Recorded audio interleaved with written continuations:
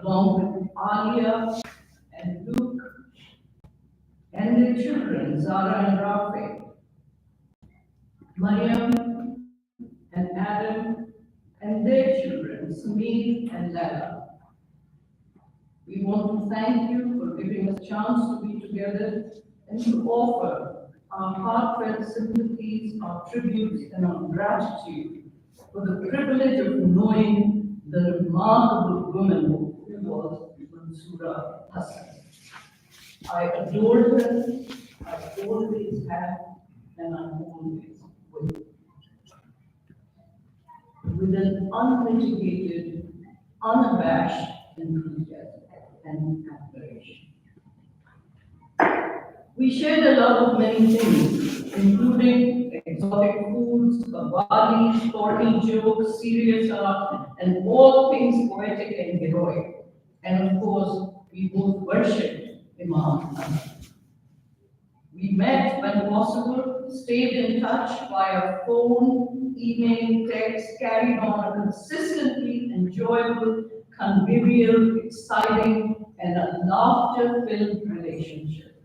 You would blush if I was to repeat some of the wicked jokes we traded. But I want to start this talk by telling a clean one. We would double over laughter with this joke. Let us lighten up the mood of this somber service a little and remind everyone that Mansoura was not one to approve of long faces. She would rather see us making merry, especially on this day devoted to honoring her. It's also a reminder that even as she faced two unspeakable tragedies in succession, starting with the devastating loss of her beloved son, Ali Hassan, and ending up in the throes of a disease so malevolent that it makes the journey of a cancer patient seem like a cakewalk. Mansoura chose to stare down unblinkingly at the smiting arrows of outrageous fortune all the way to my hand. She cannot simply be defined by the tragedies of her last few years. She deserves to be celebrated, hailed, and lionized for the extraordinary life she lived, the incredible group of friends she cultivated, and the beautiful family she raised.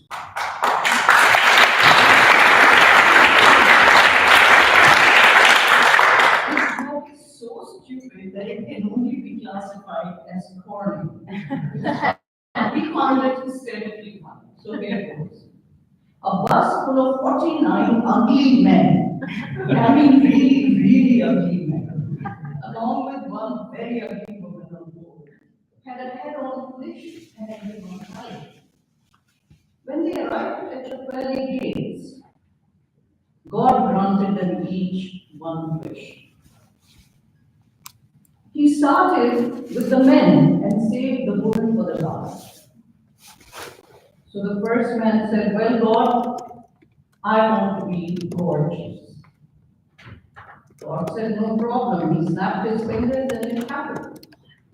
Now you see, one reason Mansoura and I love this joke so much is because both of us firmly believe that in this world there are only three kinds of men. The rich, the handsome, and the great majority.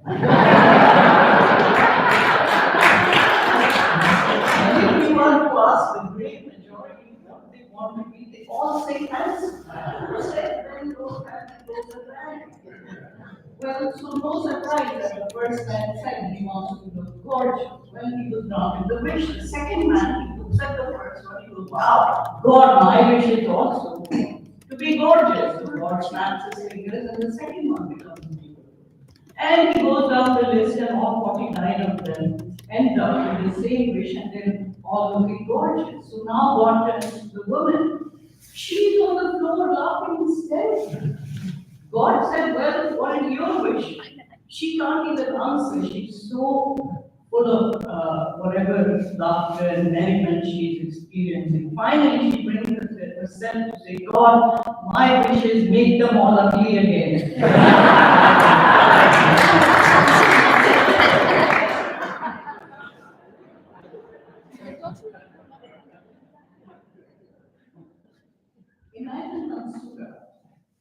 teenager in a society where the president of Pakistan, Field Marshal Muhammad Khan, had decided that any education outside of a vocational training was not worthwhile for the citizens of a newly born nation that was still going through its growing pains. Those interested in science had to pick between medicine and engineering, and for the rest, it was a choice between law and finance. Girls were essentially encouraged to study home economics and get on with the business of caring for husbands and children. There was no place really for humanities or liberal arts education in this setting. I followed the stereotype and became a doctor. Not so Mansoura. Rebel that she was, she became an artist and an actress. Nothing could be more unsettling, more blasphemous, more disquieting for the moral police whose job it was to slap down anyone, anywhere having fun. As a breathtakingly lovely young woman, exactly much more than what Mahmood described, Mansoura launched her acting career in Shoaib Hashmi's Sajda, a program using sharp wit and humor to pierce holes into the inflated egos of holier-than-thou, self-righteous politicians. She entered our living rooms through Pakistan television, won our admiration, and walked straight into the heart of one man who knew. Once his eyes were fixated on his object of desire, Mahmood refused to rest until the two became one. It reminds me of what Socrates said about marriage. By all means, marry. If you get a good wife, you will be happy. If you get a bad one, you will become a philosopher.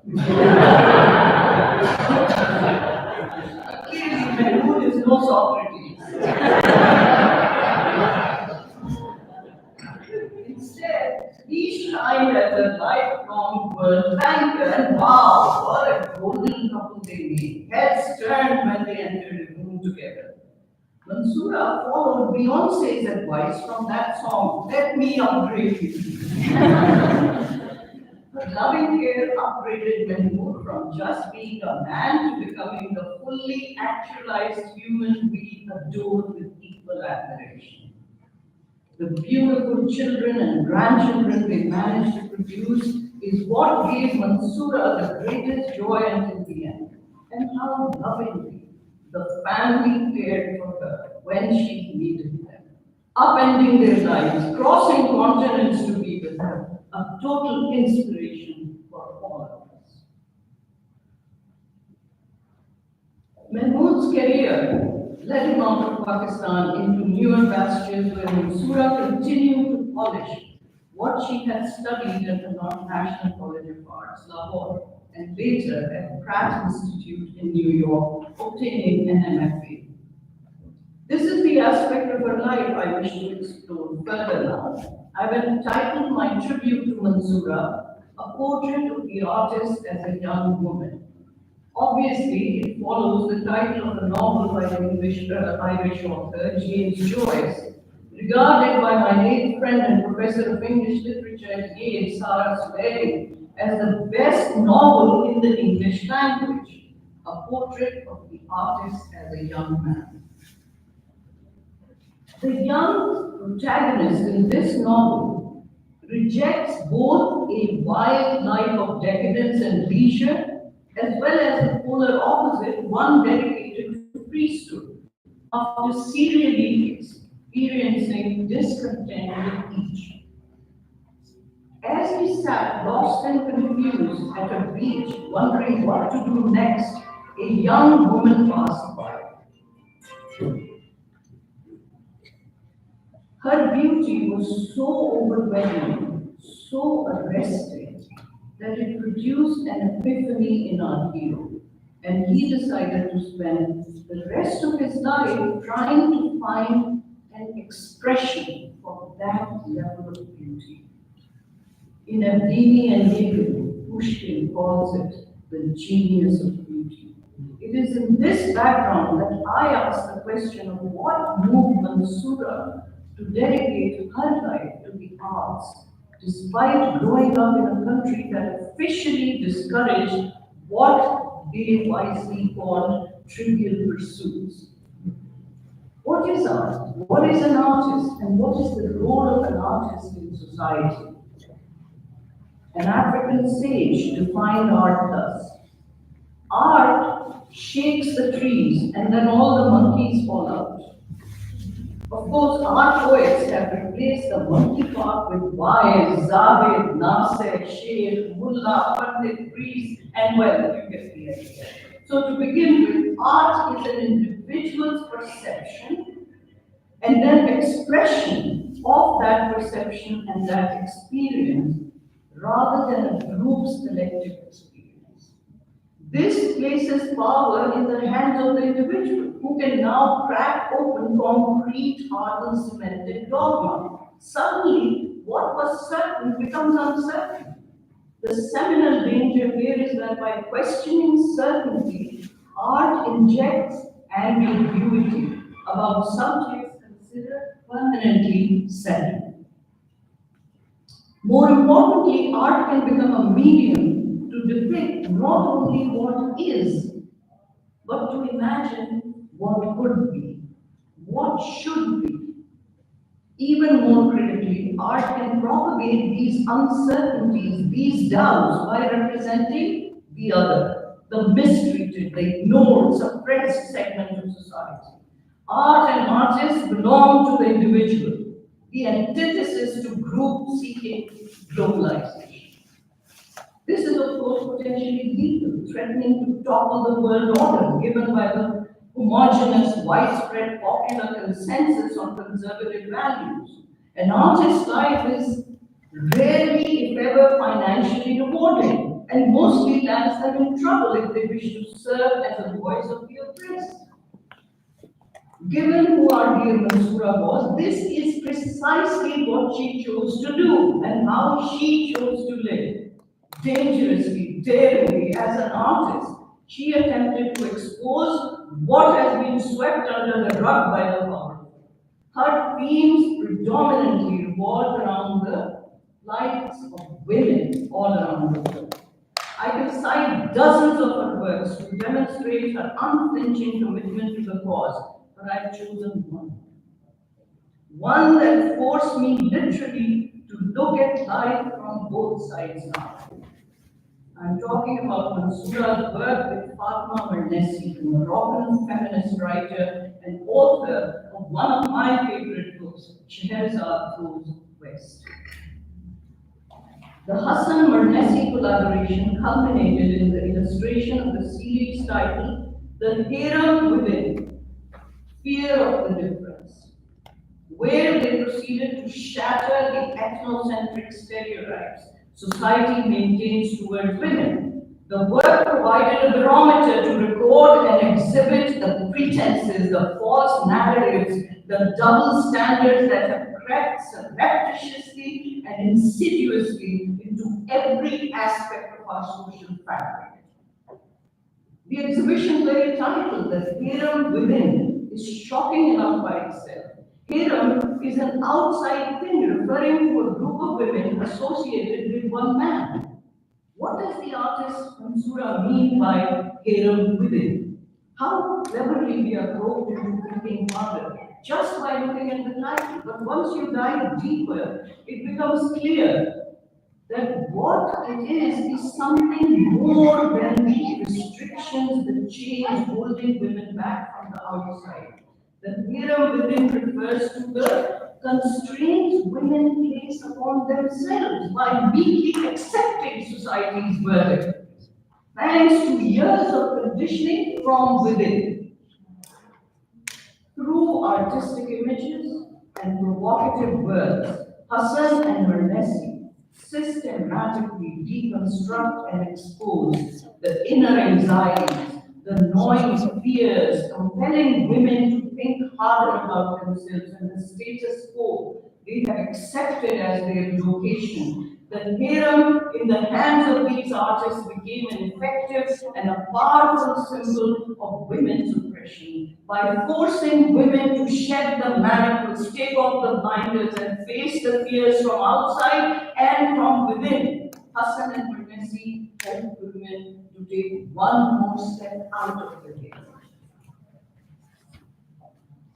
I thought of this project when I first read a chilling short poem titled Bruegel's Two Monkeys by the Nobel laureate Wisława Szymborska. If you haven't read that work, by all means go buy the books. I mean, this woman is an amazing book. Here's an example. The meaning of this Peter Bruegel's Two Monkeys has been debated for centuries now because this is from the 1500s. But Szymborska, who died a few years ago, her interpretation is in this short poem. This is what I see when I dream of final exam. Two monkeys chained to the floor sit on the window. The sky behind them flutters, the sea is taking its part. The exam is history of mankind. I stammer and hedge. One monkey stares and listens with mocking disdain. The other seems to be dreaming away. But when it's clear that I don't know what to say, he prompts me with the gentle clinking of his chain. Now, this is my interpretation of the halo. What are these chains that are shocking us, that are constantly pulling us? Poetry, prose, paint, music, these are the mediums artists use to describe the human condition with profound insight, as did my beloved friend, Bravo Musuga. Orhan Pamuk defines the role of the artist in view from the minaret thus. There was a time when Allah looked down upon the world in all its uniqueness and believing in the beauty of what he saw, bequeathed his creation to us, his servants. The duty of illustrators and artists, those who, loving art, gaze upon the world, is to remember the magnificence of what Allah beheld and has left to us. Thinking along these lines, I was curiously and pleasantly rewarded to discover the depth of the connection Mansoura and I share. Art and artists and their role in society are no different than science, scientists, and our role in society. We pretty much ask the same question. जब भी कुछ भी नहीं कोई मौजूद, फिर ये हंगामा है खुदा क्या है? ये परिचेदा लोग कैसे हैं? हम सब इश्क़ अदा क्या है? शिकवी जुल्फ़े अंबरी क्यों है? ये सुरमा चश्मा सा क्या है? सब जबों गुल कहाँ से आए हैं? अरे अब्र क्या चीज़ है? हवा क्या है?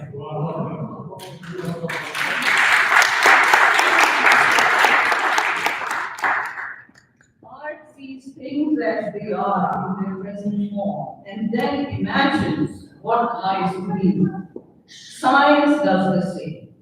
Both attempt to unravel the happenings around us.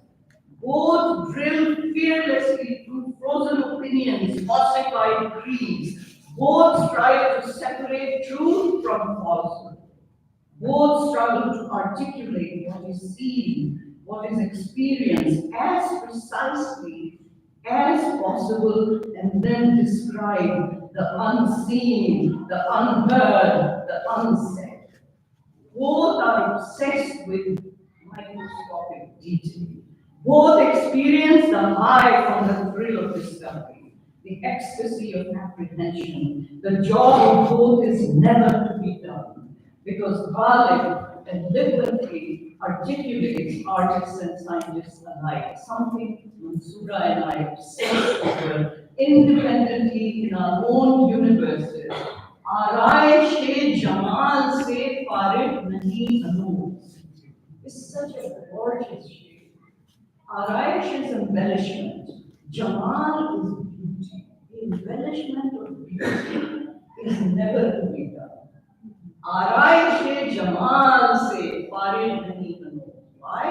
पेशे नजर है आईना दायम नकाब. Forever inside the seclusion of the veil, the mirror exists continuously. You see, the construction of enchantment, artistic or purely scientific, requires infinite study and labor, one that can never see an end in sight. It is the perpetual enigma of incompletion. The deity creates, remains hidden from the created, sees the reflection in the mirror and wants to improve it, to embellish it, restarting the process of creation over and over again. In other words, layers upon layers of complexities emerge, which both the artist and the scientist analyze from new perspectives, always in wait for that point of fulfillment which never comes. Neither the artist nor the scientist can expect a calm consummation because life is a journey into irresolution. So let's keep reminding ourselves, "Araye jamal se farid nahin hoon, are peeshe nazar hai, aina dain naqab."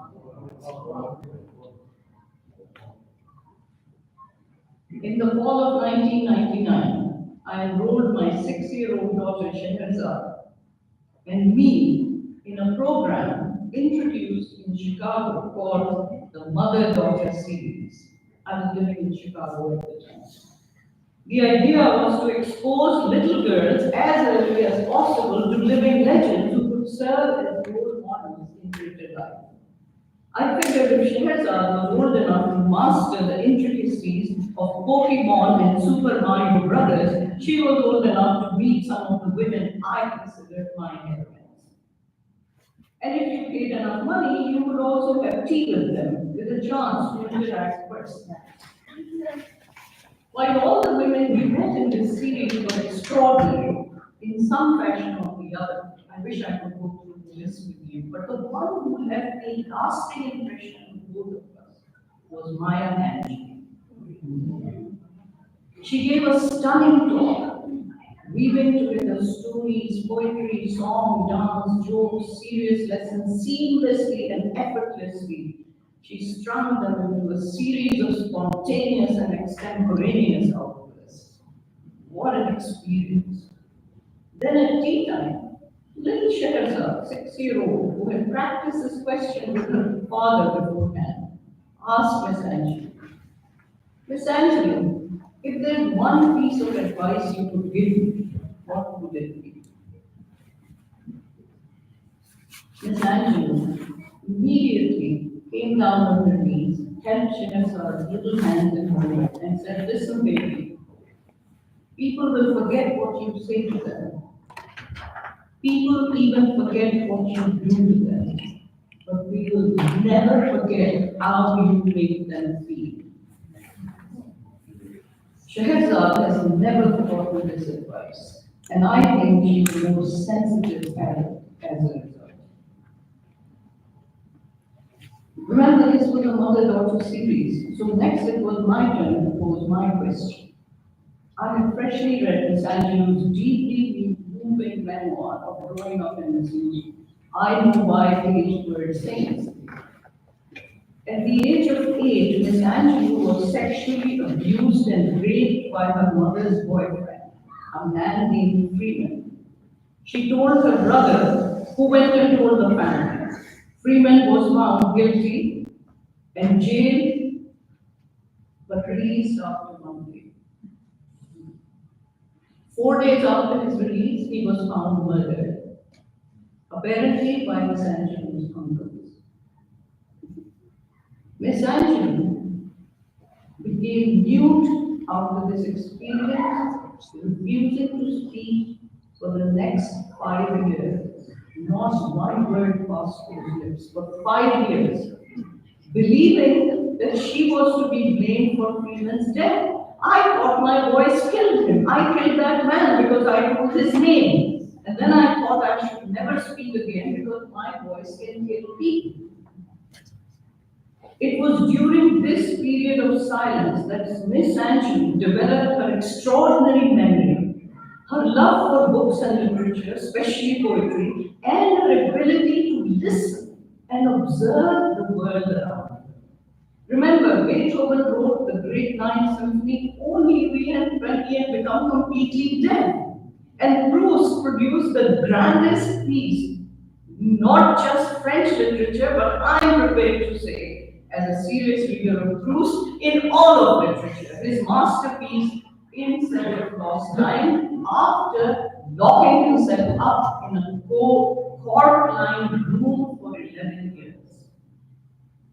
It is as if every external distraction must be blocked before hearing the inner voice. Miss Angelou credited her teacher, Mrs. Bertha Flowers, with helping her speak again, who challenged her by saying, "You say you love poetry, Maya. You cannot love poetry until you speak poetry." And this is how Maya Angelou started to speak again. Coming to the question I asked now, I had just read all of this. Miss Angelou, I asked, if you were able to go back and change one thing, just one single thing in your life, what would it be? Before I give you the answer, let me first address the reason we are all here and why I give this episode in a solemn, tender memorial service. When Mansoura first called to tell me of her diagnosis, I was so shaken that all I could do was rush to Washington. She organized a lovely dinner at home, inviting my sister Atia and my brother-in-law Tariq. At that time, the only noticeable physical change in her was a walking stick by her side. Otherwise, she was our normal, vivacious Mansoura. We had a lovely time. After dinner, Mariam dropped by to say hello. It was the last time I would see my friend. At one point before dinner, she shifted closer to me and said, "These doctors are introducing me to all kinds of teens who are going to teach me how to function when my limbs and my lips stop working. And what feeding tubes should I choose from when I can swallow more?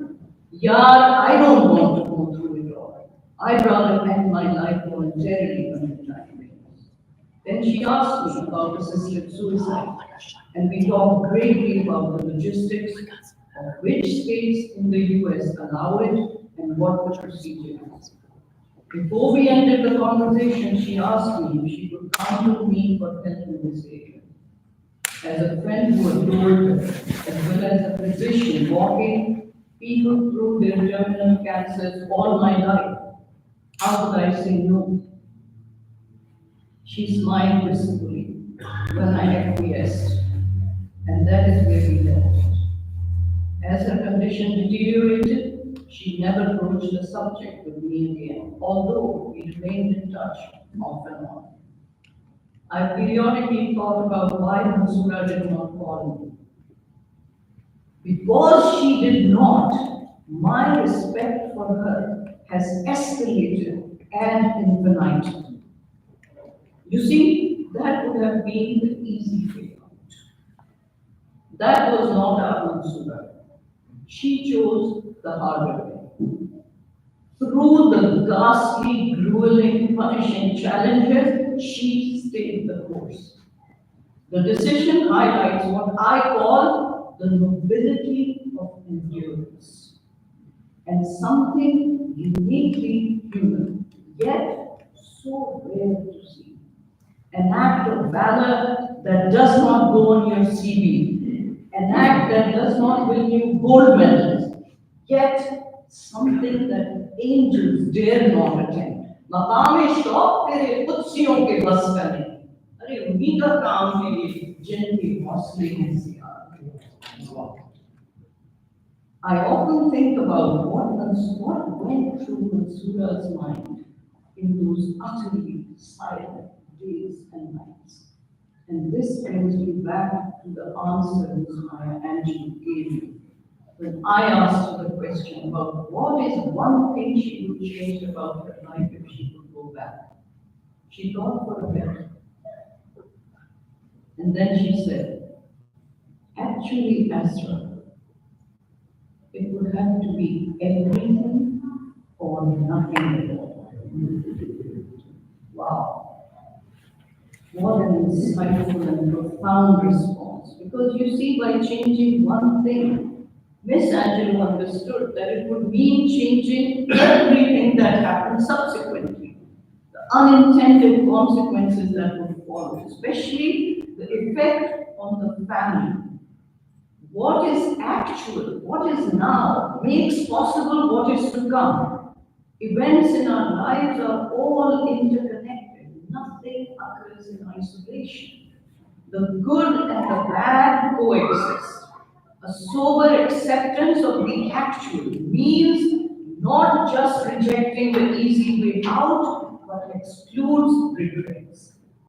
Hemingway went once said to Marlene Dietrich, courage is grace under pressure.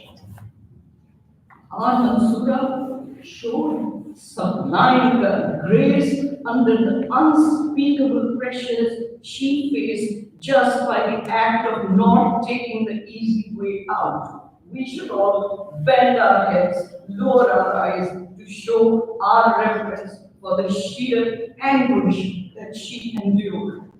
I will miss her as long as I live. I end with a salute to her in the words of Hali. हम जिस पे मर रहे हैं वो है बात ही कुछ और हम जिस पे मर रहे हैं वो है बात ही कुछ और आदम में तुझसे दाग सही तू मगर कहाँ the one I die over is so unique, so singular. Yes, there are hundreds of thousands like her, but where are you, Mansoura Zinda? Thank you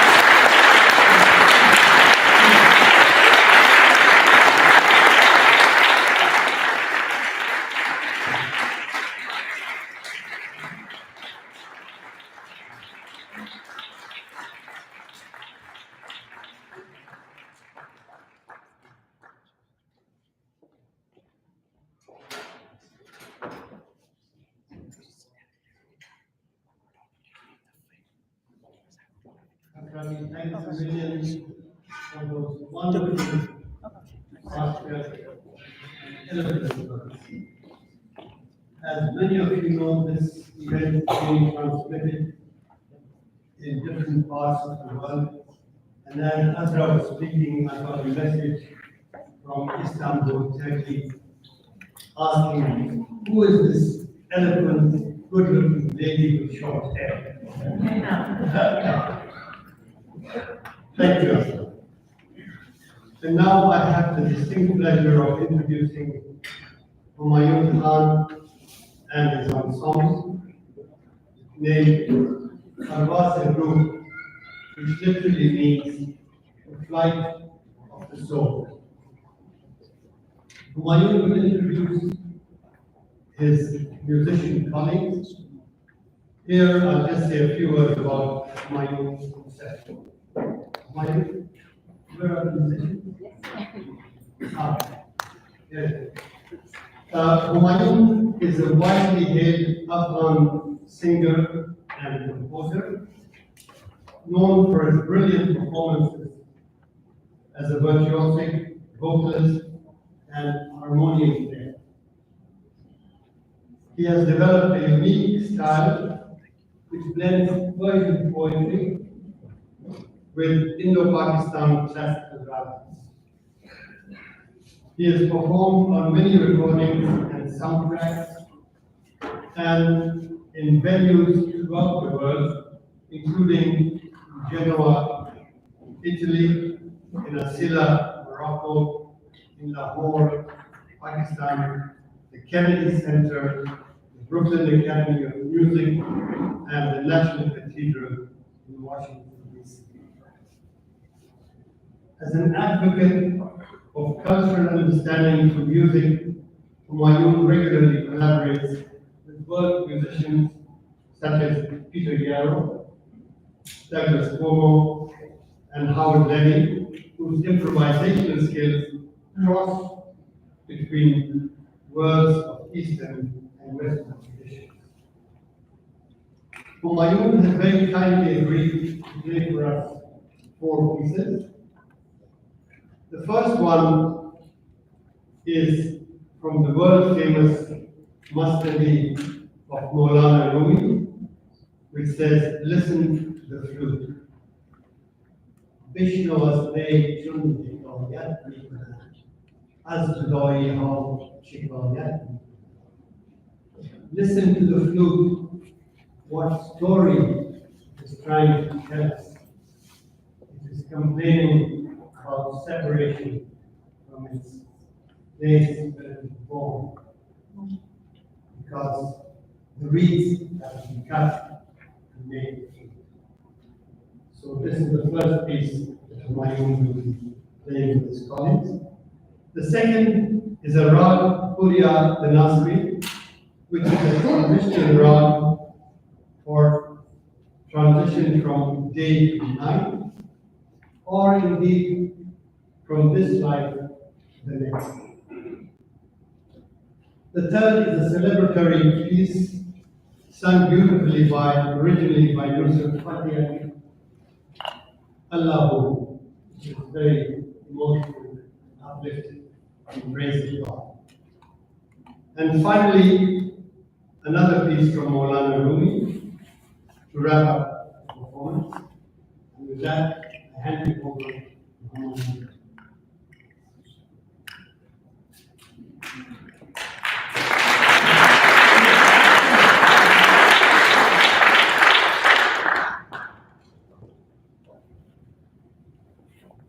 Thank you, everyone. Mahmoud Bey, Alia, Mariam, thank you so much for having me be part of this. Mansoura was like a sister to me, a dear friend, and someone who I respected a lot, and her views were very strong, and like Mahmoud before mentioned, she was kind of like a mentor to me also. I took her advice, and she was the first person who really kind of encouraged me to do more fusion work. So these 4 pieces that I've chosen all have some connection to Mansoura, and I'll just briefly say something about each one. I'd like to introduce the musicians who are accompanying me.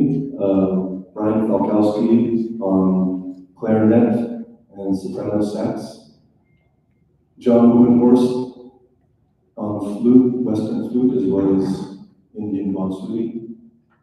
Sunny Masih on tabla, and Mr. Mo on guitar.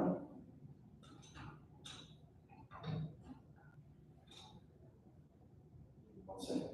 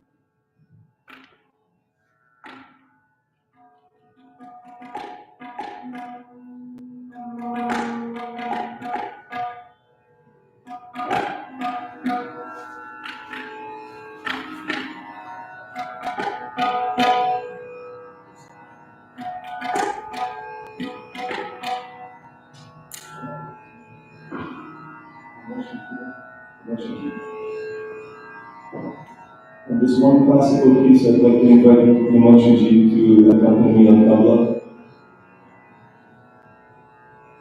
This is a bandish, I'll sing two bandishes in Ram Priya Danashri. The second one is composed by the great Usama Hassan. The first composition is old traditional bandish, but I always connect this to Mansoor Ram because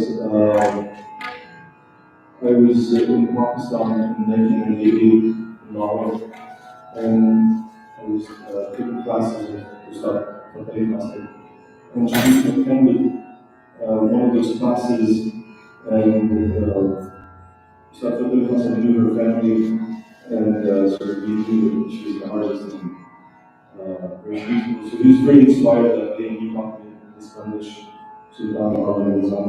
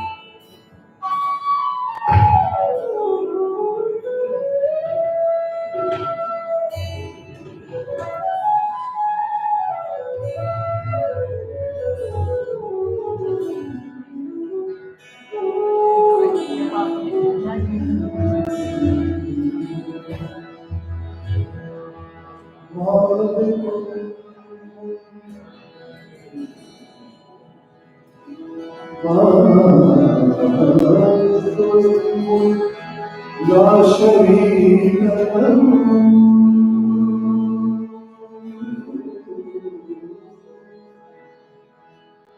وحده لا إله إلا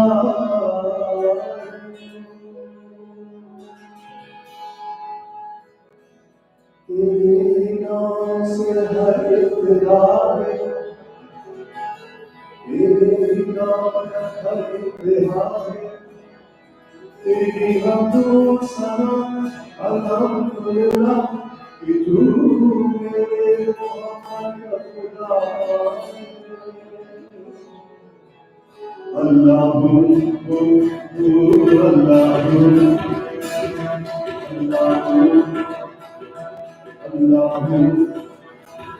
Allahu Allahu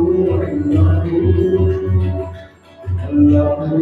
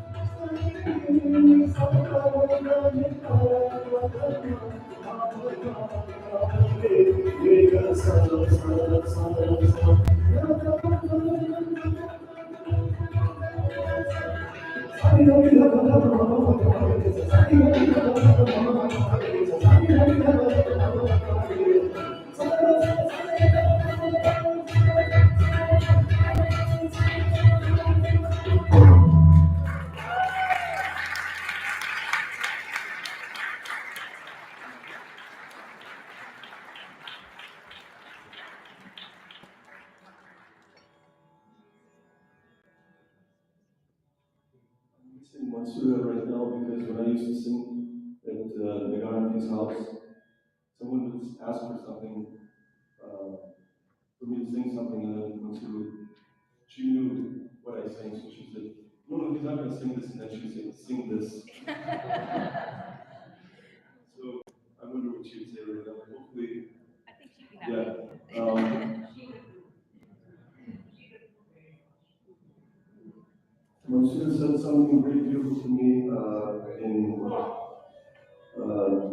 2015. I was going to Morocco to this big concert, and I spoke to Mansoura, and it had been a few months since my father passed away.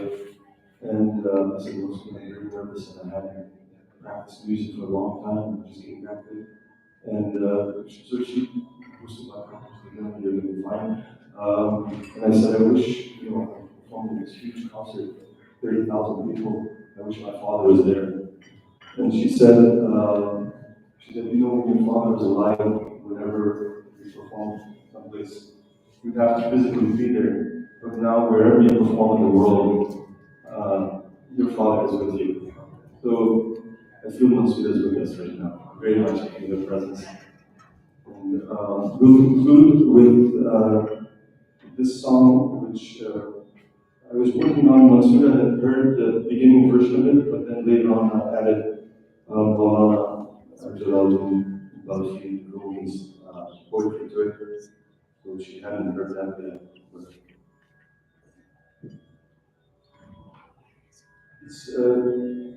we'll sing this with an actual track.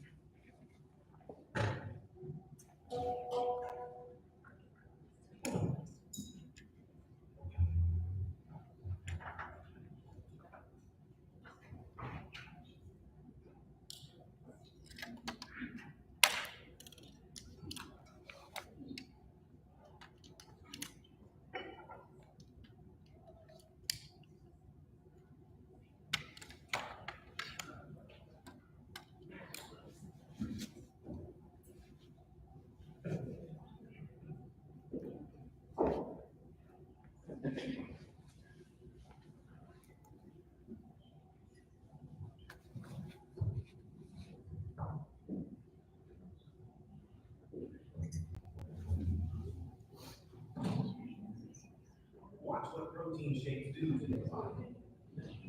Yes. Yes, they do. It's time to get the YouTube subscription.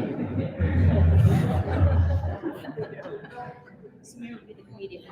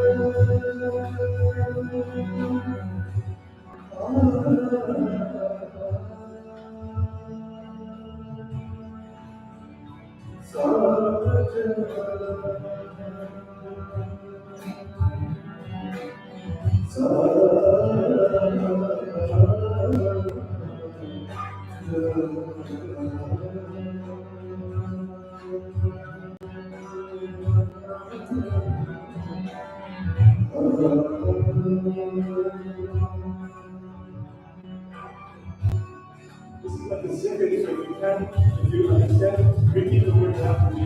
It'll be beautiful. Allah Rumi. Allah say Jabana.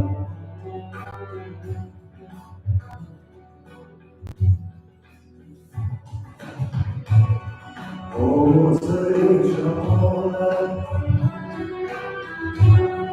Az jane خوش بودی چو باد و آتش در عشق تو دقیقه مناظر جمالت از جان خوش دیده چون باد و آتش در عشق تو دقیقه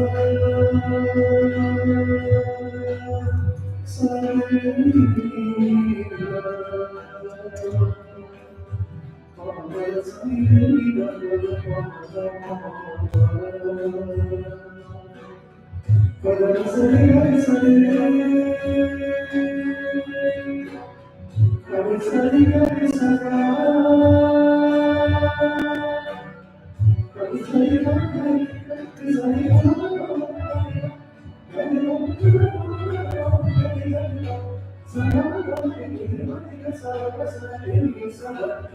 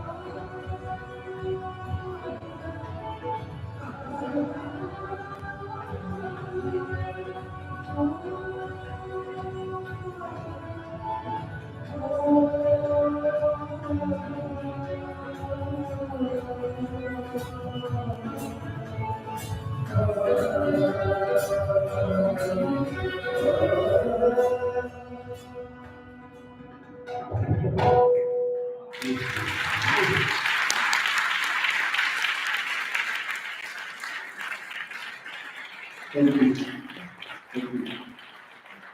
Again, thank you. Again, thank you. And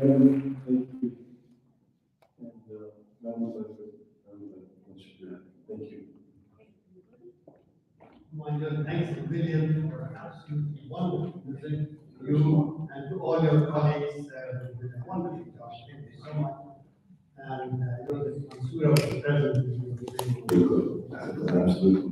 So with this, I think we. Oh, I'm also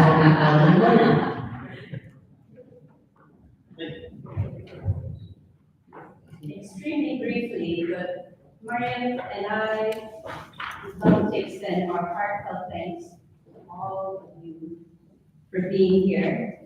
And for all of you on the live stream, be it live or recorded, it means so very much to us.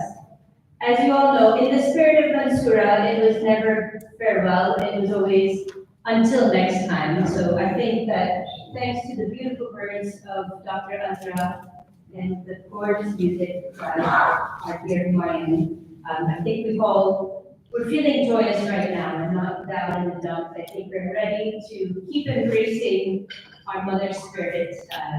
She's with us right now. I think we can all feel that. That's one part of it. I have the easy part because I invite you to join us for lunch, which is the next room. So please grab a plate, come and enjoy with us. And before you head out, if you wouldn't mind, please leave a video message or video up first, because the family will really enjoy this day. And thank you. And And kids, if you want to run up here, Rafe, Vega, Lara, Thank